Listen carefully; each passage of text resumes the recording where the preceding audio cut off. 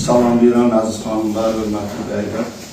Ümumiyyətlə, mən çox şadam bugün burada, bu toplantıda iştirak etməyimə. Ona görə ki, bu Bütöv Azərbaycan Ocaqları fəaliyyət göstərdiyi gündən bugünə qədər biz Müsavat Partiyasından bu mövzu ilə bağlı hər hansı bir müraciətimizin heç bir geri qaytarılmıyor. Bir mənalı şəkildə həm Arif bəy, məsələn, Arif bəy özü şəxsən hətta mənə deyib ki, bir dənə aksiyada çıxanda adam sayı az olarsa biz dəstək verməyə hazırıq. Eyni zamanda İsa bəy tərəfindən, ümumiyyətlə Müsavat Partiyası tərəfindən Güney məsələsindən bağlı biz davamlı olaraq dəstək görmüşük. Ona görə də burada mən çox şadam ki, müsavatçı dostlarımızdan bir daha biz Bütöv Azərbaycan məsələsini, Güney məsələsini müzakirə edirik. İlk öncə hər iki bayramımız, həm Ramazan bayramı münasibəti ilə, həm Novruz bayramı münasibəti ilə hər birinizi təbrik edirəm. Uğurlar arzu edirəm, ailə saadətli, xoşbəxtlik. Millətimizə, 50 milyonluq xalqımıza bir bayraq altında yaşamağa arzu edirəm. Tezliklə gedən proseslər millətimizin bir bayraq altında cəmləşməsini bizə görməyi nəsib edəsin. Təbii ki, bu mövzu artıq hansı istiqamətdən yanaşsan, digər şeydən dostlarımız da fikirlərini bildirdilər. Saatlarla hətta vaxt aparacaq mövzuda ciddi proseslər gedib. Biz də bir son dönəm Bütöv Azərbaycan Ocaqlarında ən çox bizi narahat edən ideoloji, siyasi kampaniyaların, düşmənlərin artıq bizim informasiya şəbəkəmizi Azərbaycanda bir növ zədələməsi və bizim sanki məğlub görünməyimiz kimidir elementlər bizi çox narahat edir. Əks tərəf, o qədər güclü kampaniya aparır, biraz Arif bəydə toxundu, mühasirəyə alınmışı, sosial şəbəkələrdə sanki bizi günahkar çıxarırlar və hətta təhqirlərlə üstümüzə gəlirlər, normal polemikada girmirlər və bunun da sosial şəbəkələrdən hər kəs istifadə edir. Yəqin ki, hər birimizin bununla bağlı məlumatımız var. Belə olan halda biz özümüz öz maraqlarımızla bağlı, bir aydınlaşdırmaqla bağlı Azərbaycan xalqı olaraq nələri etməliyik mövzusunda aydınlaşdırmalardan öncə bir ilkin olaraq bu müharibədə aktiv iştirak edən və yaxud da burada çox əsas mühüm rol oynayan dövlətləri də bir analiz etdik ki, məsələn, tutalım ki, İsrail dövləti buradan nə istəyir? Yaxud dövləti bu münaqişədən qazancı nədir, marağı nədir? Təbii ki, o İranın nüvə dövlətinə çevrilməsini istəmir, özünə təhdid bilir. Hizbullahı, Həması özünə təhdid bilirdi və yaxud bilir və öz gələcəyi üçün, öz dövlət təhlükəsizliyi üçün bu müharibəyə gedir. Və pul xərcləyir, döyüşür və əlaxır və s. İkinci Amerika Birləşmiş Ştatlarıdır, müttəfiqi. Amerika Birləşmiş Ştatlarına İran yaxın şərqdə maneçilik törədir. Onun Səudiyyə Ərəbistanı kimi, İsrail kimi müttəfiqlərini təhdid edir və onun maraqlarına ziddir. Və bu da eyni zamanda Hörmüz boğazı ilə bağlı davamlı bir gündə gördüyümüz kimi İran bütün mərhələlərdə problem yaradır. Və bu da Amerikanın maraqlarına uyğun gəlmir. Və bunu gedir döyüşə. Burada bizim Türkiyəmiz, yəni Türkiyəni biz sadəcə digər dövlətlər kimi müzakirə edə bilmərik təbii ki. Türkiyəmizin də öz maraqları var, dövlət maraqları var. Türkiyə bugün açıq şəkildə müəyyən məsələlərdə reaksiya verə bilmir. Çünki bir növ qəbul etməliyik ki, Türkiyə İslam dünyasının eyni zamanda lideridir. Və bugün bir İslam ölkəsini o tənqid edərsə, onun da əleyhinə çevrilir və o liderliyi yitirir. İkinci bir məsələ, heç kimə siz deyil ki, bu neft, qaz, enerji resurslarla bağlı Türkiyə-İran arasında çox böyük 10 milyardlarla dollar həcmində iqtisadi dövriyə var və müəyyən mənada Türkiyənin maraqlarına uyğundur, kənd təsərrüfatı sahəsində və sabah İranda rejim dəyişərsə, həmən o rejim eyni qiymətlərlə Türkiyə ilə o iqtisadi maraqlarını təmin edəcək kimi və yaxud da İran parçalanarsa, orada sərhəddə yaranacaq Kürt dövlətinin yaranması mümkündürmü? Bu, Amerikanın, Türkiyəmizin maraqlarına bu kimi məsələlər problem yaradır. Hərçən ki, bizim də bununla bağlı alternativ fikirlərimiz var. Onun tamamilə başqa cürdə bu məsələlərə yanaşmaq olar, amma vaxt almağa gətirib çıxarar deyil. Bundan o yana davam etmək istəmirəm, üstündən keçirəm. Gəlirik farslara, yəni fars şovinizmlə. Bunlar nə istəyir? Yəni, burada bu xalqın qazancına. Bunlar təbii ki, hər kəs bilməlidir ki, bunu sadəcə olaraq bu teokratik molla rejiminin, fars şovinistlərinin, indiki idarə edən adamlarla məhdudlaşmır. Ümumiyyətlə, fars xalqı öz dövlətlərini itirmək istəmirlər. Yəni, bura hakimiyyətə kim gəlirsə gəlsin, istəyir şah gəlsin, şahın oğlu gəlsin. Eyni şəkildə başqa xalqların hüquqlarını bunların tanımaq fikri yoxdur. Fars dilini, Fars dövlətçiliyini qorumaq üçün bu gündə millət olaraq mübarizə aparırlar. Yəni, bəzən deyirlər millətə ayraq, hakimiyyətlər ayraq, elə hallar da var. Bu halda o yoxdur. İkinci bir məsələ, bunlar şahın olması deyil, xalq mücahidləri olsun. Xalq mücahidləri olsun. Onlar da eyni mövqedə, onlar da Fars dövlətçiliyini qorumaq fikrindədir.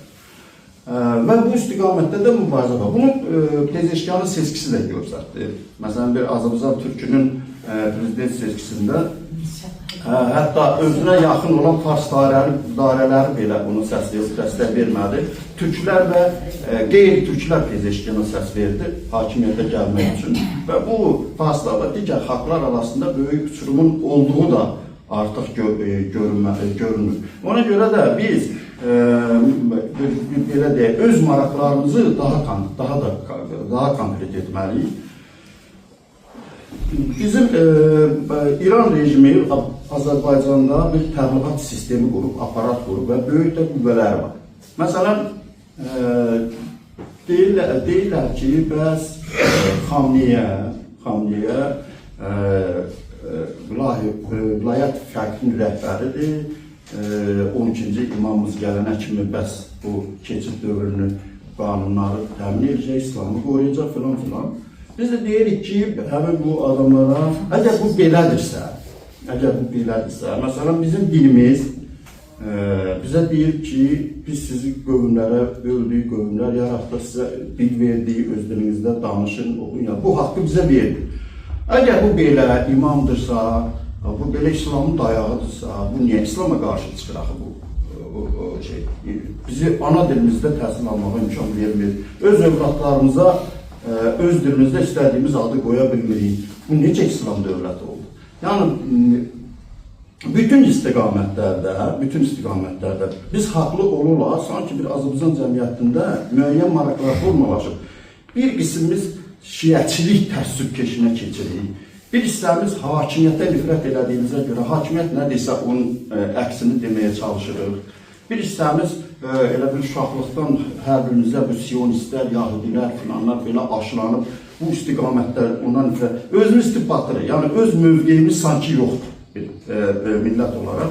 Ona görə də mən düşünürəm ki, Azərbaycanın bütövlüyü ideyası, Azərbaycanın güneyinin müstəqilliyi ideyası bu kimi tədbirlərdə daha çox müzakirə olunmalıdır və gündəmi bu ağırlıq götürməlidir.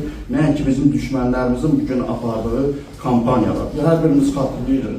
Əbülfəz Elçibəyinin sağlığı dönəmində keçən toplantımızda da dedim. Ümumiyyətlə kim hiss olunardısa biraz Rusiya meyilli adamdır və yaxud biraz İran meyilli adamdır, bir siyasətçi ki, ümumiyyətlə avtomatik siyasi meyildə çevrilirdi, üzr istəyirəm. Çünki hava bizim xeyrimizə idi. Siyasi milli xəttin millətimizin mənafeyini aydındır. Amma bugün hər şey dağınıq, qarışıq, xaotik, sanki düşmən dövlətlər bizim informasiya blokadamızı, təhlükəsizlik blokadamızı yarıb bizim insanlarımızın beynində, təfəkküründə istədikləri əməliyyatı çox sərbəst və rahatlıqla apara bilirlər. Biz ümumiyyətlə düşünürük ki, vaxtı çox almaq istəmirəm. Azərbaycan hökuməti dərhal bizim güneyli təşkilatlarımıza çox ciddi dəstək verməlidir. Açıq deməliyik ki, Azərbaycan türkləri İranında say çoxluğuna malik olsalar belə, bizim təşkilatlar iqtisadi cəhətdən çox ağır vəziyyətlər. Azərbaycan hökuməti heç vaxt ciddi şəkildə bizim güneyli təşkilatlarımıza dəstək verməyib. Və bugün Kürdlərin də, Ərəbin də, Xəbərin, hər kəs, Farsların özünün də kifayət maliyyəsi var, televiziya kanalları var, qazetləri var, jurnalları var, elitaları var, özlərinə məxsus. O bizim yoxdur. Bizim də Azərbaycan türklərinin harada yaşamasından və hansı ölkənin vətəndaşı olmasından asılı olmayaraq bir qərargahı var. O Azərbaycan Respublikasıdır. Və bu millətin Borçalıda, Dərbənddə, ya dünyanın harasında kərküşdə yaşamasından asılı olmayaraq, onların bir avazda məsuliyyətini Azərbaycan Respublikası daşıyır. Və insaf əldə bu 50 milyonun hər bir kəs bu üç rəngli bayrağımızla fəxr edir. Və ona görə də düşünürəm ki, bizim bu dövlətin, hökumətin üzərinə çox böyük ciddi işlər düşür. bir neçə dəfə toxunuldu. Mən də o fikirdəyəm ki, Azərbaycan hərbi əməliyyatlara hazır olmalıdır. Müharibənin necə bitməsindən asılı olmayaraq həqiqi proses başladı. Yəni biz illərdir o coğrafiyada milli haqlarımız üçün proses aparmaq, uğurlar əldə etmək, xalqımızı xilas etmək üçün mübarizə aparır. İndi istər müharibə bugün dondurulsun, istəyir orada sistem ləğv olsun, vilayət fərq sistemi ləğv olsun, istər qalsın. İran o qədər ciddi zərbə aldı ki, bu mərhələdən. Artıq istər-istəməz bu rejimin dağılma sürəti daha da artacaq. Bu məsələdə biz millət olaraq çox aktiv olmalıyıq və qüvvələrimiz səfərbər olunmalıdır. Biz 2 dəfə çox ciddi forum keçirmişik. Yəni, insafən də hakimiyyətdə mane olmuyor və onlardan dəvət elədiyimiz adamlar da gəlib, bu müxalifət təmsilçiləri də iştirak edir. Güney Azərbaycandan olan təşkilatlarımızdan da iştirak edir. Hər kəs iştirak edir, burada çox adam iştirak edir. Mane olmadı.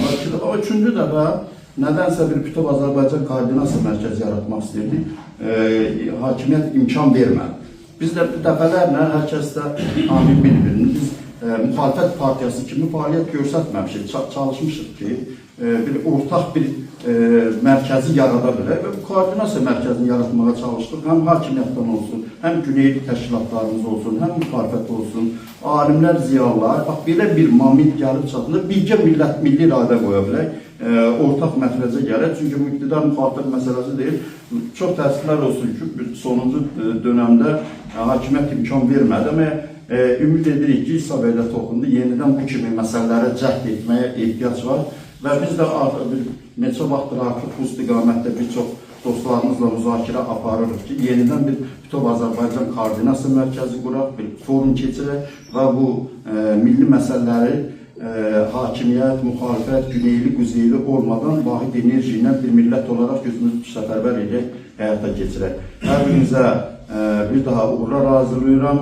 Əminəm ki, biz paytaxtı Təbriz olan böyük və qüdrətli Azərbaycan quracaq. Təşəkkür ederim.